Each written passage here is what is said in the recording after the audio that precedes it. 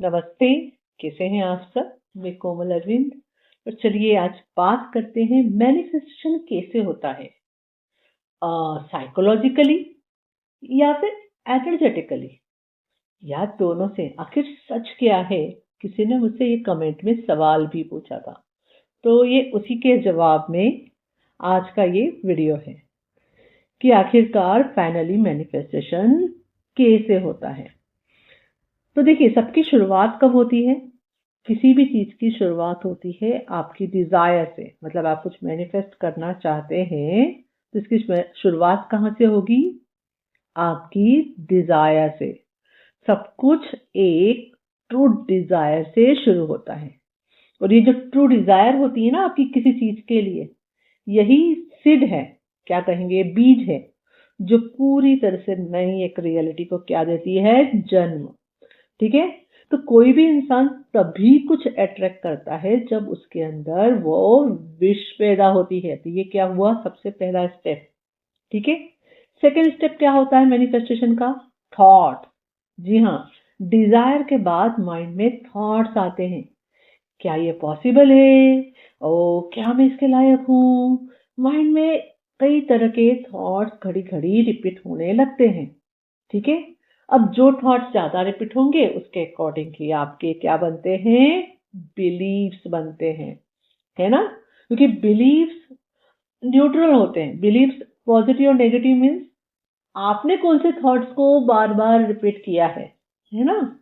क्योंकि माइंड में जो घड़ी घड़ी थॉट्स रिपीट होते हैं उससे रिलेटेड हमारे अंदर माइंड फिर प्रूफ्स ढूंढता है, एक्सपीरियंसेस देखता है ना? और जो ज्यादा उसको इमोशनली कनेक्टेड फील होता है, सच्चे फील होते हैं, अकॉर्डिंगली माइंड क्या करता है? उसको बिलीव्स में कन्वर्ट कर देता है। और what you believe that you attract. तो माइंड को हमेशा प्रूफ चाहिए होता है। तो जैसे अगर कोई ओल्ड एक्सपीरियंस है पेनफुल, है ना, तो आपके अंदर डाउट का अगर बिलीफ आ रहा है तो माइंड क्या करेगा? उसको क्रॉस वेरीफाई करेगा। ओके, या the person is telling is right. तो वहां पे कौन सा बिलीफ बन जाता है? फिर नेगेटिव। अब आप पॉजिटिव कुछ घड़ी घड़ी बोल रहे हैं तो उस ऑफकोर्स आपकी जिंदगी में कुछ ना कुछ ऐसे पॉजिटिव भी हुआ था। तो फिर माइंड उसको रिकलेक्ट करता है, रिमाइंड करता है, उससे क्या करता है? पॉजिटिव बिलीव्स को बनाता है। ठीक है। उसके बाद रोल आता है अब हमारा अफर्मेशन का। जैसे मैंने बताया, जो घड़ी घड़ी रिपीट हो रहा है उसका कितना बड़ा असर है।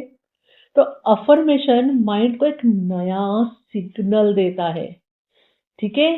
जैसे आप अगर आप बार बार कहते हो कि हाँ मैं लायक हूँ, आई एम कैपेबल, मैं प्यार के लायक हूँ, मैं सक्सेस के लायक हूँ, ठीक है, मैं ये चीज पॉसिबल है, of course it is possible, ऐसा हो सकता है।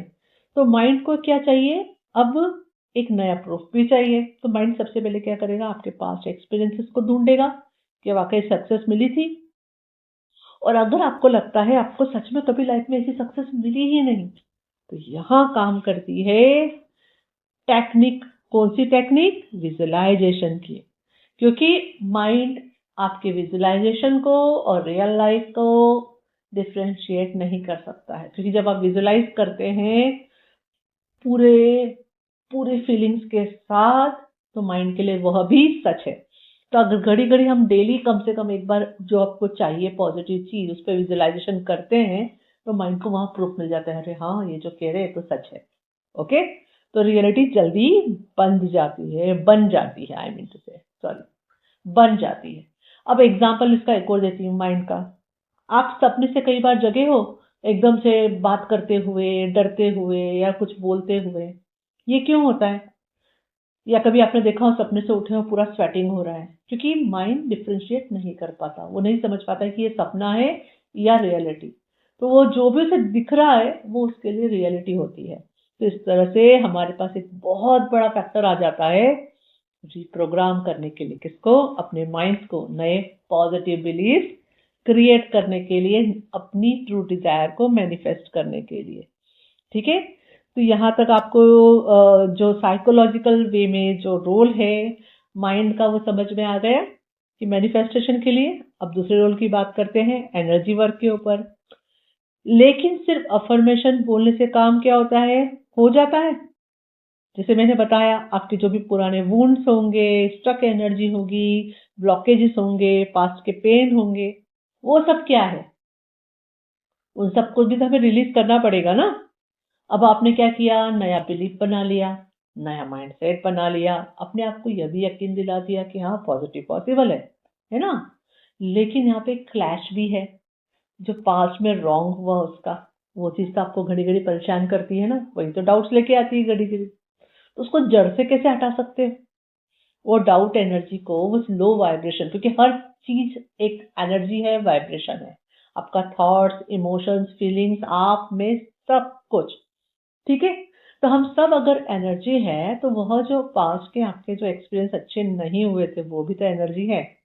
वो एनर्जी क्या कर रही है, आपकी इस नए एनर्जी को डिस्टर्ब कर रही है। तो उस एनर्जी का अगर आप जड़ से हटा दो, उस पर जड़ से पीस में आ जाओ, तो आपके मैनिफेस्टेशन तो और फास्ट हो जाएंगे, राइट।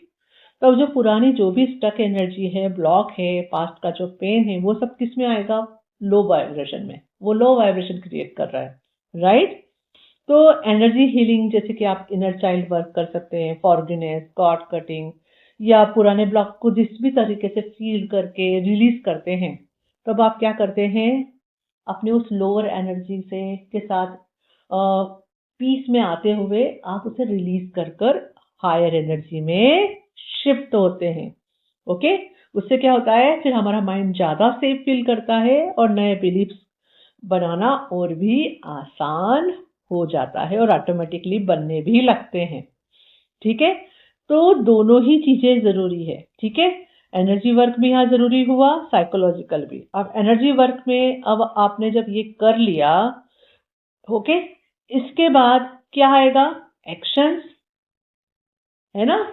अब आपको काम भी तो करना है। अब फॉर एग्जांपल आपने कहा कि चलिए आपको यूएस जाना है, यूएस जाना है, ठीक है। आपने गोल दे दिया अपने माइंड को कि आपको यूएस जाना है।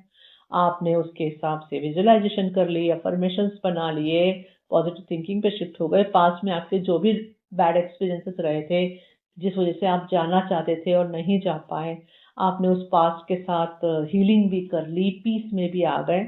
लेकिन what next, next is important step. फिर से आपको एनर्जेटिकली काम करना पड़ेगा, किस पर, डिवाइन ऑर्डर पे, या कहेंगे आपके इनर विजडम से जुड़ के नेक्स्ट स्टेप पे।